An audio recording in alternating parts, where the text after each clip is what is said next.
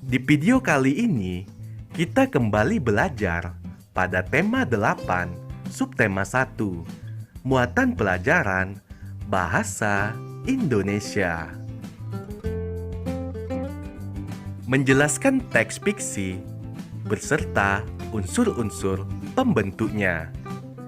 Setiap daerah di Indonesia memiliki cerita rakyat yang menjadi ciri khas daerahnya. Cerita rakyat termasuk salah satu jenis teks fiksi. Teks fiksi adalah teks yang berisi rekaan atau khayalan yang tidak berdasarkan kenyataan. Berikut adalah unsur-unsur dari teks fiksi, yaitu yang pertama adalah tema. Tema adalah dasar cerita atau sesuatu yang menjadi pokok terbentuknya suatu cerita. 2. Tokoh. Tokoh yaitu pelaku cerita atau sesuatu yang mengalami peristiwa di dalam suatu cerita. 3. Alur, yaitu rangkaian peristiwa atau kejadian yang terdapat dalam suatu cerita. Yang keempat, latar, yaitu keterangan yang menjelaskan keadaan dalam suatu cerita. Latar dalam teks fiksi terbagi menjadi 3, yaitu latar tempat, latar waktu, dan latar suasana. 5. Amanat, yaitu pesan yang terkandung dalam sebuah cerita. Menjelaskan jenis-jenis teks fiksi. Berikut adalah jenis-jenis teks fiksi. Pertama, cerita rakyat. Cerita rakyat adalah cerita dari zaman dahulu yang hidup di kalangan masyarakat dan diwariskan secara lisan. Cerita rakyat dapat dibedakan menjadi 5 jenis, yaitu cerita jenaka, mite, fabel, legenda, dan sage. Cerita jenaka. Cerita jenaka adalah cerita penghibur yang membangkitkan tawa, jenaka, keriangan, atau sindiran. Contohnya, cerita Si Kabayan dan cerita Abu Nawas. Mite adalah cerita yang mempunyai latar belakang sejarah, dipercayai oleh masyarakat sebagai cerita yang benar-benar terjadi, dianggap suci, banyak mengandung hal-hal ajaib, dan umumnya ditokohi oleh dewa. Contohnya, cerita tentang Nyi Roro Kidul dan cerita Dewi Sri. Fabel. Fabel adalah cerita yang menggambarkan watak manusia yang tokohnya diperankan oleh hewan. Contohnya, cerita Kancil dan Buaya dan cerita Lomba Lari, Kelinci, dan Siput. Berikutnya legenda. Legenda adalah cerita rakyat pada zaman dahulu yang ada hubungannya dengan peristiwa sejarah. Contohnya, cerita terjadinya rawa pening dan cerita asal-usul nama Banyuwangi. Selanjutnya, sage. Sage adalah cerita rakyat yang bersifat legendaris tentang kepahlawanan atau petualangan yang mengagumkan. Contohnya, cerita Tutur Tinular dan cerita Jaka Tingkir. Jenis teks fiksi berikutnya yaitu cerpen. Cerpen adalah cerita pendek yang berisi cerita tokoh pada suatu kejadian. Berikutnya, novel. Novel adalah cerita rekaan yang berisi rangkaian peristiwa kehidupan seseorang beserta orang-orang yang berada di sekelilingnya. Menjelaskan amanat dalam teks fiksi. Amanat merupakan pesan yang terkandung dalam suatu cerita. Amanat dapat dipahami setelah kita membaca keseluruhan teks. Dalam teks terdapat tokoh-tokoh yang berperan di dalamnya. Tokoh-tokoh tersebut memiliki watak yang berbeda-beda. Ada tokoh yang berwatak positif, ada juga tokoh yang berwatak negatif. Contoh watak positif diantaranya penyayang, rendah hati, suka menolong, dan jujur. Sementara itu, contoh watak negatif yaitu sombong, kikir, dan pembohong.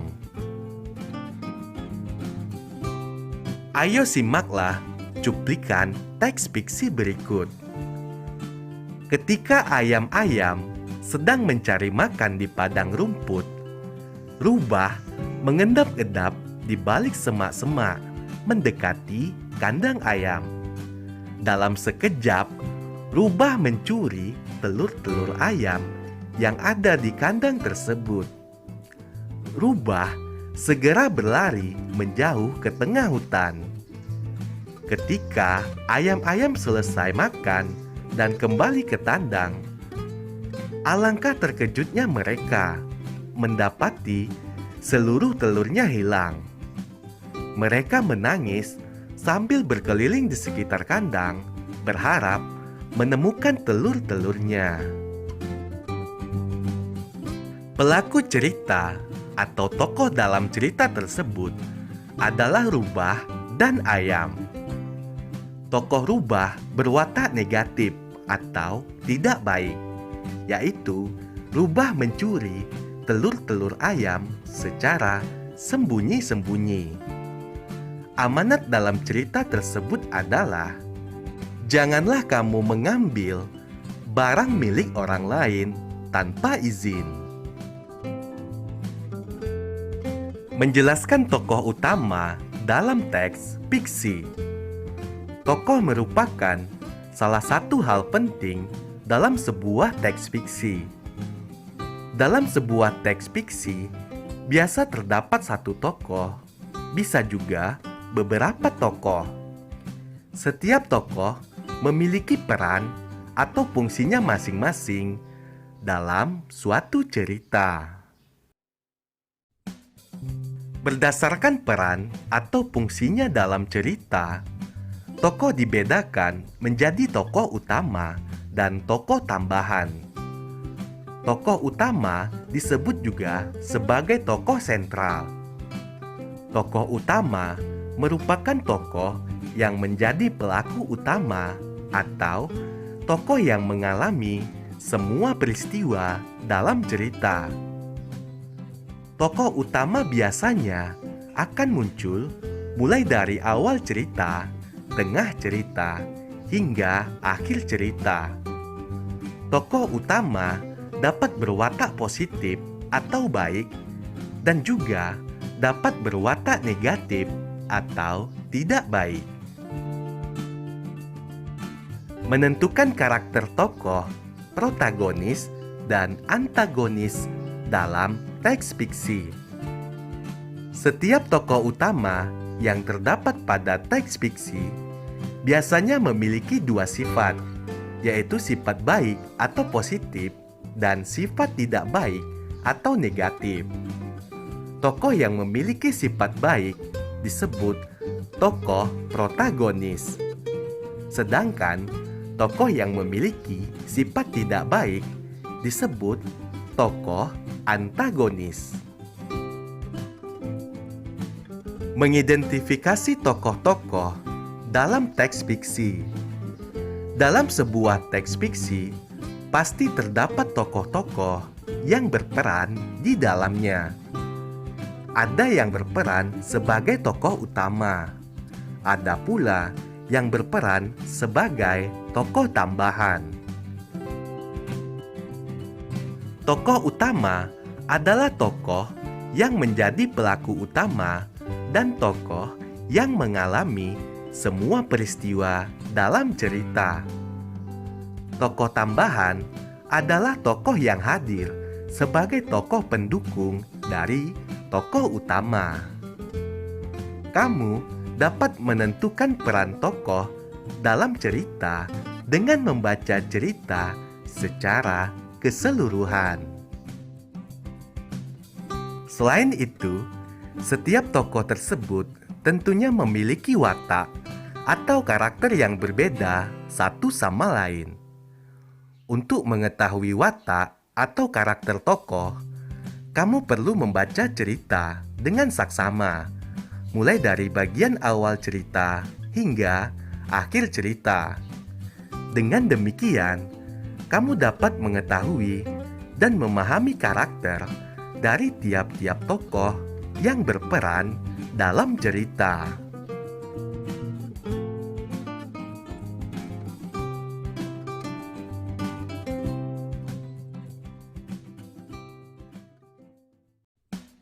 Di video kali ini, kita kembali belajar pada tema 8, subtema 2, muatan pelajaran Bahasa Indonesia.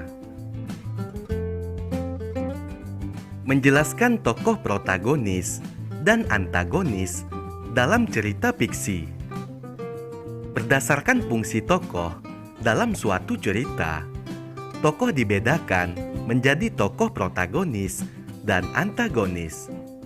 Tokoh protagonis adalah tokoh utama dalam suatu cerita, atau bisa juga tokoh yang memiliki sifat baik. Tokoh antagonis adalah tokoh yang menjadi penentang tokoh utama, atau bisa juga tokoh yang memiliki sifat tidak baik. Mengidentifikasi tokoh protagonis dan antagonis dalam teks fiksi.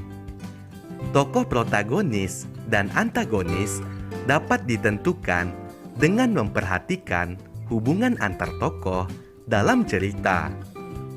Tokoh protagonis akan selalu ada dari awal, tengah, hingga akhir cerita. Peristiwa-peristiwa dalam cerita berfokus pada tokoh protagonis. Adapun tokoh antagonis memiliki karakter yang bertentangan dengan tokoh protagonis. Tokoh antagonis disebut juga tokoh lawan protagonis. Sebagai contoh, ayo simaklah cerita berikut. Asal mula Danau Toba. Di wilayah Sumatera, hiduplah seorang petani yang rajin. Setiap hari, ia menggarap ladang, mencari ikan untuk kebutuhan sehari-hari. Suatu hari, ia pergi ke sungai, bermaksud mencari ikan. Sesampainya di sungai, ia segera melempar kail yang dibawanya. Sambil menunggu, ia berdoa agar hari ini mendapatkan banyak ikan. Beberapa saat kemudian, kail tersebut tampak bergoyang-goyang. Ia segera menariknya dan merasa senang karena mendapatkan ikan besar. Petani itu memandangi ikan hasil tangkapannya. Betapa terkejutnya petani itu ketika mengetahui ikan tersebut dapat berbicara. Ikan itu memohon kepada petani untuk membiarkannya tetap hidup. Tanpa bertanya, ikan hasil tangkapannya ia kembalikan ke dalam air. Namun, petani itu kembali terkejut ketika ikan tersebut berubah menjadi seorang wanita yang sangat cantik. Ikan itu menjelaskan kepada petani bahwa ia adalah seorang putri yang dikutuk karena melanggar aturan kerajaan. Ia sangat berterima kasih kepada petani karena telah membebaskannya dari kutukan. Ia bersedia menjadi istri petani sebagai balas budi. Petani itu menyetujui dan jadilah mereka sepasang suami istri. Mereka berjanji untuk tidak menceritakan asal-usul sang putri. Jika janji tersebut dilanggar, akan terjadi malapetaka. Beberapa waktu kemudian, mereka dikaruniai seorang bayi laki-laki yang tumbuh menjadi anak yang tampan dan kuat.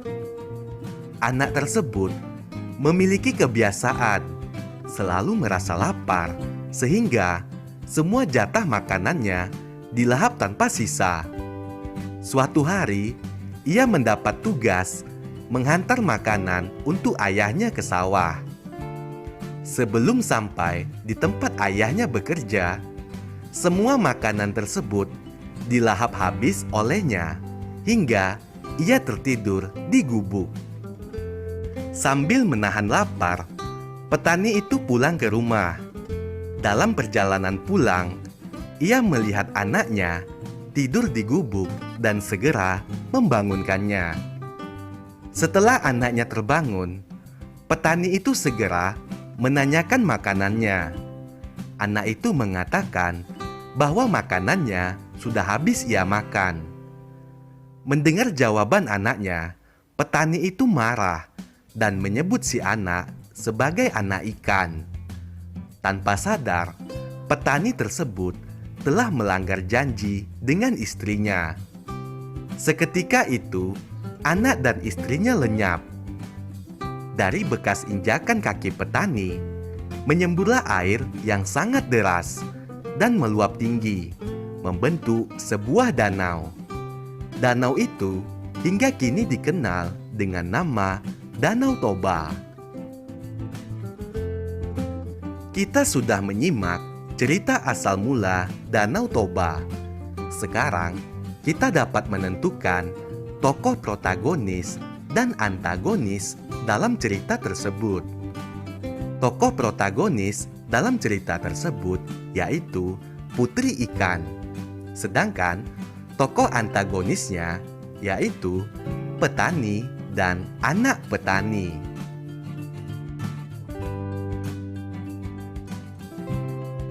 Menuliskan tokoh dan sifatnya pada teks fiksi. Untuk mengetahui sifat tokoh, kamu perlu membaca cerita fiksi tersebut secara berulang-ulang dan memahami jalan ceritanya.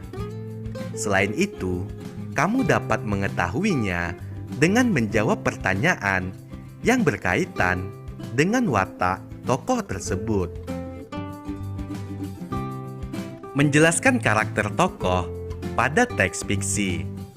Sebuah cerita dapat kita nikmati ketika kita mengenal tokoh cerita serta memahami jalan cerita dari awal hingga akhir.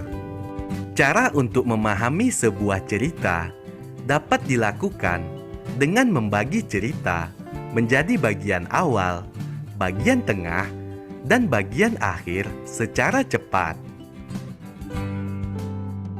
Lalu, kita harus mencari kalimat atau kata kunci dari cerita tersebut.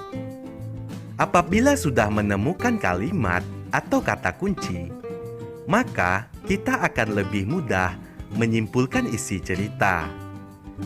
Cerita dengan tokoh tunggal lebih mudah dipahami isinya, karena kita hanya fokus pada jalannya cerita tanpa harus mengingat banyak tokoh. Menyebutkan tokoh protagonis dan antagonis dalam teks fiksi. Setiap cerita memiliki alur, latar, dan tokoh yang berbeda-beda. Ketiga hal tersebut membuat cerita menjadi enak dibaca. Alur cerita memengaruhi panjang pendeknya sebuah cerita. Latar menggambarkan lokasi dan waktu cerita tersebut.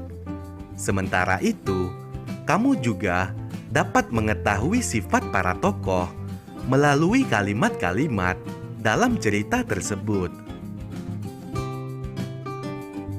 Selain cerita fiksi, cerita rakyat juga memiliki tokoh.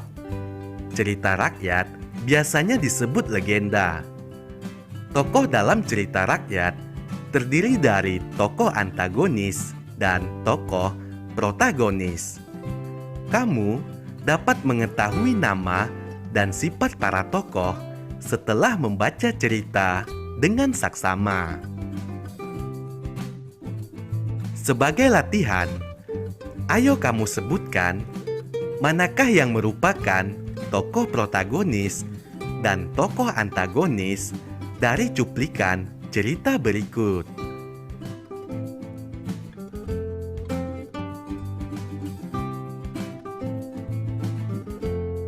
Menjelaskan hasil identifikasi jenis dan tokoh-tokoh dalam teks fiksi atau fabel.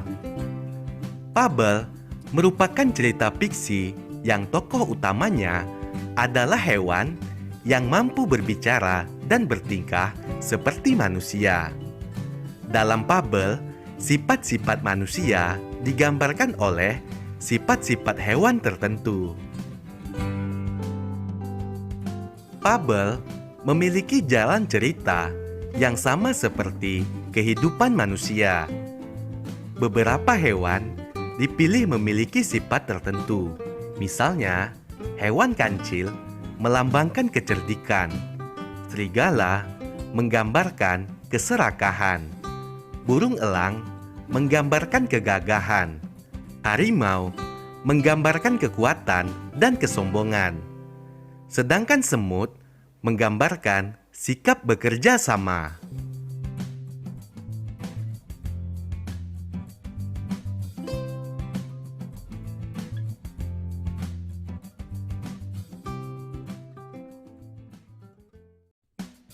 Di video kali ini, kita kembali belajar pada tema 8, subtema 3, muatan pelajaran Bahasa Indonesia.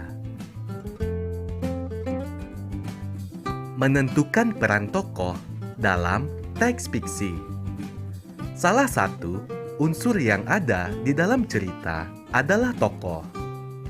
Berdasarkan peran di dalam teks fiksi, tokoh dibedakan menjadi tokoh utama dan tokoh tambahan.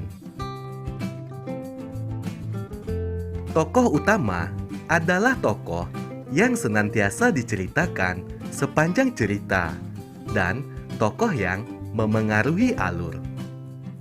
Tokoh tambahan mendampingi tokoh utama dan hanya muncul sesekali dalam alur dan konflik cerita. Sebagai contoh, ayo simaklah cuplikan cerita berikut. Sesampainya di rumah, Putri Tangguk pun beristirahat dan tertidur. Ia bermimpi bertemu sebutir beras yang kemudian berubah menjadi sosok kakek tua. Putri Tangguk pun terkejut. "Kau sudah membuang-buang beras, rezeki pemberian Tuhan, Putri Tangguk. Kau akan melihat akibatnya," ucap kakek tersebut. Keesokan harinya, Putri Tangguk pun menengok sawahnya. Ia pun terkejut. Sawahnya sudah mengering dan rusak. Seketika, ia menangis dan menyesal. Ia pun berjanji tidak akan menyia-nyiakan rezeki yang ia dapatkan. Berikut adalah tokoh dan peran tokoh dalam cuplikan cerita tersebut. Tokoh yang pertama yaitu Putri Tangguk. Peran tokohnya adalah tokoh utama yang bersifat boros, mudah marah, dan sombong. Tokoh yang kedua adalah kakek tua. Peran tokohnya tokoh tambahan yang bersifat baik dan suka menasehati. Menentukan watak tokoh pada teks fiksi. Teks fiksi memiliki tokoh utama dan tokoh tambahan. Setiap tokoh tersebut memiliki watak yang berbeda-beda. Ada tokoh yang memiliki sifat baik, namun ada juga tokoh yang memiliki sifat tidak baik. Untuk mengetahui watak tokoh, kita harus membaca cerita dari awal sampai akhir. Ketika membacanya, fokuslah pada alur dan konflik yang dihadapi oleh tokoh tersebut. Ayo simaklah cuplikan cerita berikut. Dahulu kala, ada sebuah kerajaan bernama Pradasita Kamulan yang dipimpin oleh seorang raja bernama Prabu Batur Kundalawangi. Raja tersebut terkenal sangat tidak adil kepada rakyatnya. Dia sering membebankan pajak berupa uang yang berlebihan terhadap orang-orang miskin di kerajaannya. Tokoh pada cuplikan cerita di atas adalah Prabu Batur Kundalawangi. Tokoh Prabu Batur Kundalawangi memiliki sifat tidak baik. Mengelompokkan tokoh dalam teks fiksi. Dalam teks fiksi, terdapat tokoh utama dan tokoh tambahan. Di dalam cerita, tokoh utama tersebut dapat dikelompokkan menjadi tokoh protagonis dan antagonis. Tokoh tambahan hanya sesekali muncul di dalam cerita. Tokoh tambahan tidak mengubah alur cerita dan hanya menjadi pendukung dalam cerita. Kemunculannya pun lebih jarang dibandingkan tokoh protagonis dan tokoh antagonis.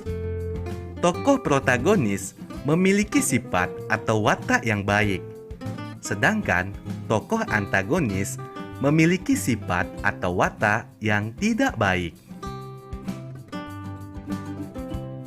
Menjelaskan peran tokoh dalam teks fiksi. Dalam teks fiksi, ada tokoh yang berperan sebagai tokoh protagonis, tokoh antagonis, ataupun tokoh tambahan. Ketiganya dapat dibedakan dari kemunculannya pada alur dan konflik dalam cerita. Perhatikan cuplikan cerita teks fiksi berikut. Si Tengah kebingungan, sementara angin masih bertiup kencang, menerbangkan lebih banyak lagi atap pondok mereka. Ia menoleh ke kamar kakak tertua, tapi kamar itu kosong. Mungkin kakak masih berada di kebun, ucap batinnya. Ayo kita cari kakak. Ia pun menggandeng si bungsu pergi ke kebun. Dalam cuplikan teks tersebut, si Tengah berperan sebagai tokoh protagonis karena berada di dalam konflik dan alur cerita. Tokoh kakak berperan sebagai antagonis yang menjadi lawan main si Tengah. Si bungsu adalah tokoh tambahan yang menjadi penghias cerita. Mengidentifikasi tokoh dalam teks fiksi. Dalam sebuah cerita, terdapat tokoh utama yang dapat berperan sebagai protagonis atau antagonis dan tokoh tambahan. Tokoh protagonis memiliki watak yang baik dan lemah lembut. Tokoh antagonis memiliki watak yang tidak baik, misalnya sombong dan tidak peduli. Tokoh antagonis bisa memiliki watak yang berbeda dengan tokoh protagonis. Kamu dapat mengidentifikasinya setelah membaca suatu cerita sampai akhir. Menyampaikan hasil identifikasi tokoh Pada teks fiksi. Pada teks fiksi, ada tokoh protagonis, antagonis, dan tokoh tambahan. Setiap tokoh tersebut memiliki watak yang sama ataupun berbeda. Para tokoh teks fiksi berupa fabel juga memiliki peran dan watak. Misalnya, dalam cerita Si Kancil dan Buaya, Kancil berperan sebagai tokoh protagonis yang berwatak cerdik. Dalam cerita rakyat, Bawang Merah dan Bawang Putih, di mana Bawang Merah berperan sebagai antagonis. Peran dan watak tokoh tersebut dapat kita ketahui dan sampaikan dengan cara menulisnya di kertas terpisah.